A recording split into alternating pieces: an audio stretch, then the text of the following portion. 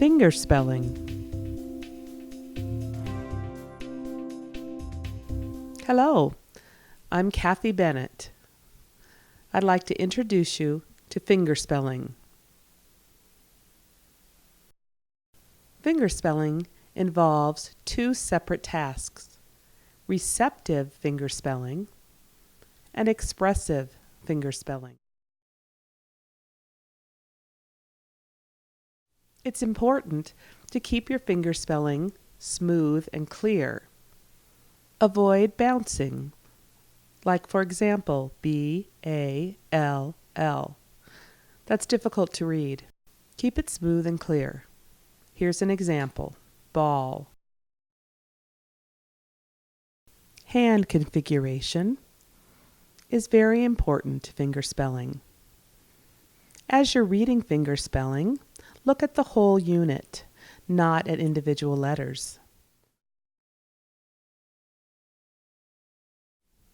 Similar to speaking, when you're saying the word ball, you don't say the separate letters. You say it as a whole. And it's the same with fingerspelling, B-A-L-L, not B-A-L-L. Look at the configuration of the word.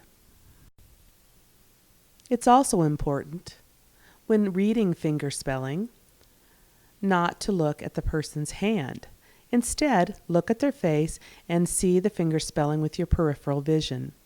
If the word is being emphasized, it's okay to look at the word, but you shouldn't continually look at the person's hand, but instead use your peripheral vision. In terms of which hand to use for fingerspelling, the right or the left, it really doesn't matter. Use whichever hand you're most comfortable with. Appropriate pacing is also important. Don't fingerspell too fast, but just at an appropriate speed. Also, fingerspell with your palm facing out, not in. Ball, with the palm out.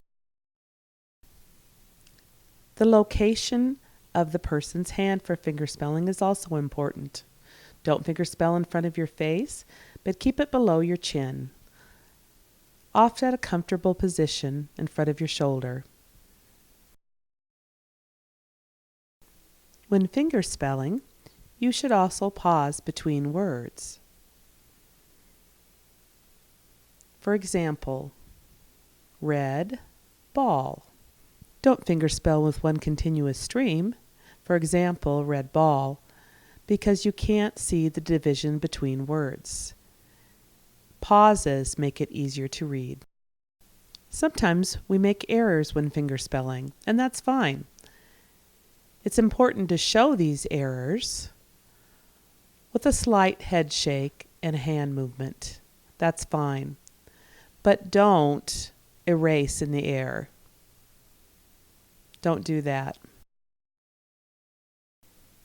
For example, again, red ball. That's fine. It shows that there was an error and I'm going back to correct it. But don't erase.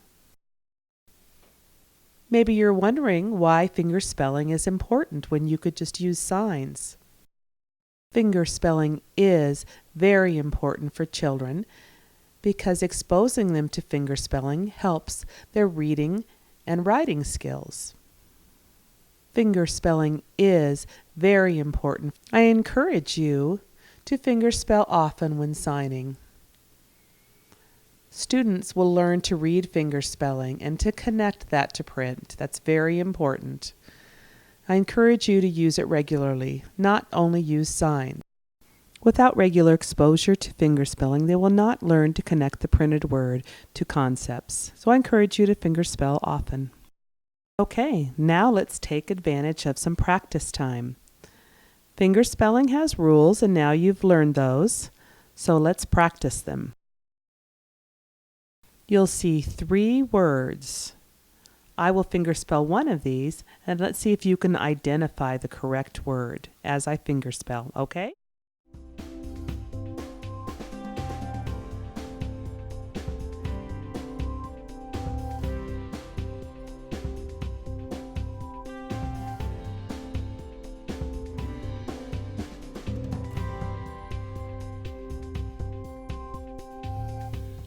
Thank you.